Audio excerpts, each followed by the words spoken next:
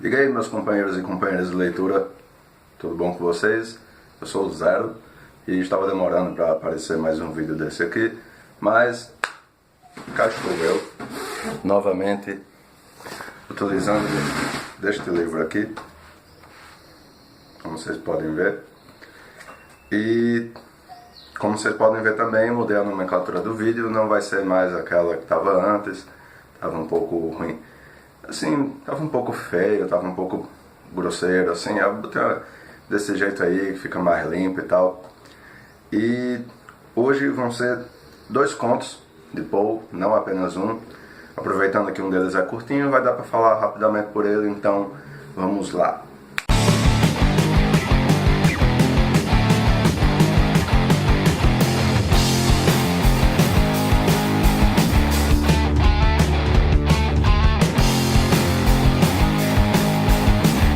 Bom, como vocês podem ver aí pelo título, os contos escolhidos para o vídeo de hoje são O Retrato Oval e A Revelação Mesmeriana.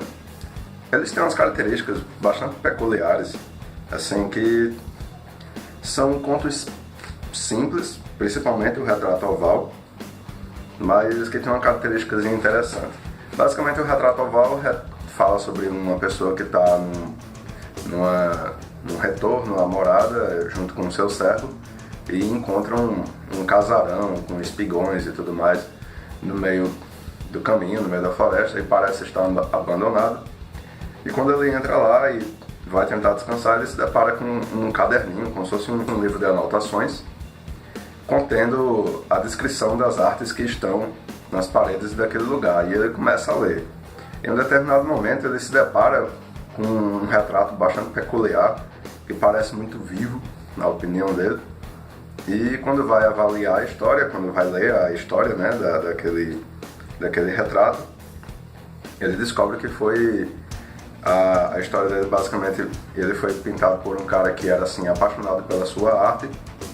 No entanto, ele era, digamos, muito focado nisso, muito excêntrico, no sentido tal de que aquele retrato, que é de uma jovem moça, uma jovem donzela, como ele fala, ele basicamente pintou a própria esposa, né, a própria noiva, em uma situação em que ele pediu que ela servisse de modelo para ele, e durante dias a fio ele ficou pintando ela nesse quadro, até chegar um momento em que ela começou a definhar e ele estava cada vez mais assim, ligado nessa pintura, não deixando ninguém se aproximar.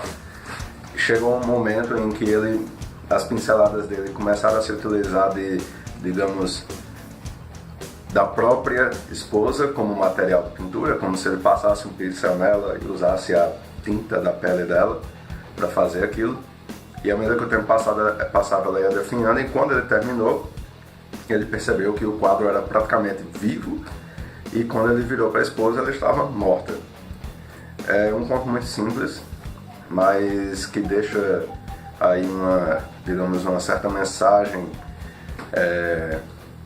como posso dizer, uma certa metáfora, no sentido de que quando ele estava pintando o quadro, ele estava, quer queira quer não, retendo a vida da esposa dele, porque ela em momento algum foi contra aquilo, apesar de não estar muito gostando muito daquilo, porque ela dividia a atenção dele com a arte, pela qual ele também era muito apaixonado. E ela resolveu respeitar, no entanto, isso acabou custando a vida dela. E você percebe isso também justamente nesse ponto em que ele começa a tirar a tinta dela e não apenas da placa lá de tintas dele. Isso deixa até certo ponto aí para reflexão, uma coisa para levar para a vida. Isso é cabível. E o outro conto é A Revelação Mesmeriana. O que eu posso dizer desse conto? É um pouco complexo, digamos assim. Basicamente, esse passa numa época em que existia uma prática chamada mesmerismo. O mesmerismo, eu vou até ler aqui, fica mais interessante para vocês compreenderem. Relativo ao mesmerismo, doutrina do médico alemão Franz Anton Mesmer. Ele julgava haver descoberto no magnetismo animal a terapêutica para todas as doenças e sobre sua pretendida descoberta escreveu vários livros. Basicamente é aquela doutrina que trata de você criar um elo com a pessoa através de contato, de proximidade ou de alguns passos específicos, e através disso o nível de confiança que essa pessoa vai criar em você permite que você atue em cima dela nessas questões de saúde. Tudo se resume muito a magnetismo. Se vocês procurarem um pouquinho disso, magnetismo pessoal e tudo mais, vai dar para achar umas coisas interessantes, ou mesmo o próprio mesmerismo.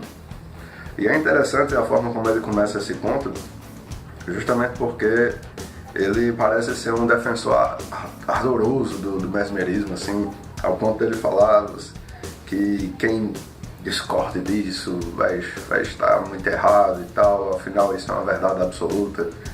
Eu acho bem interessante. Eu imagino que essa não foi meramente a percepção digamos assim, do personagem, mas a percepção do próprio Poe.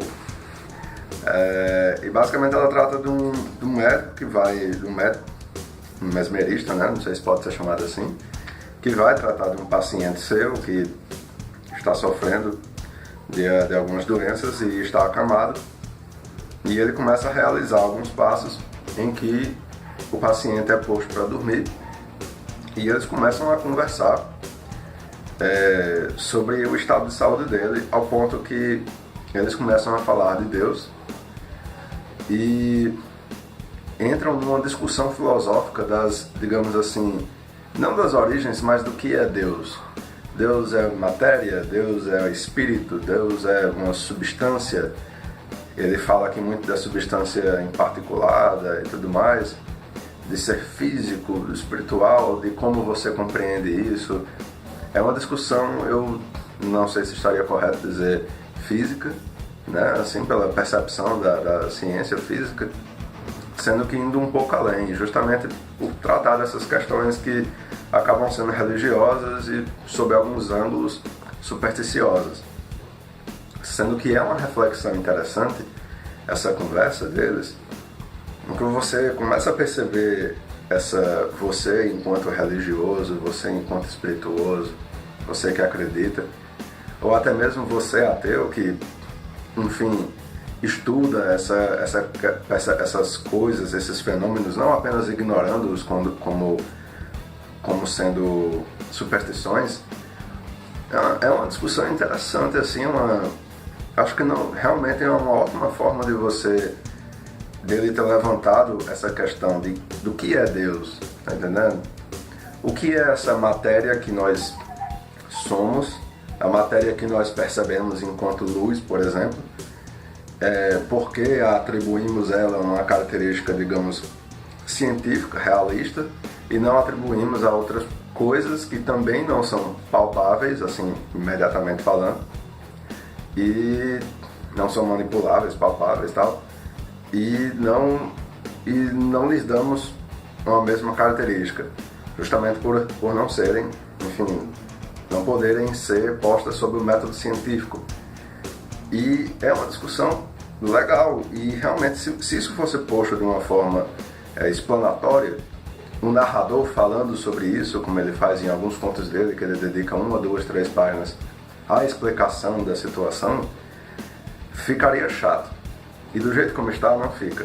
Fica interessante. Justamente por ser numa sistemática de pergunta e resposta.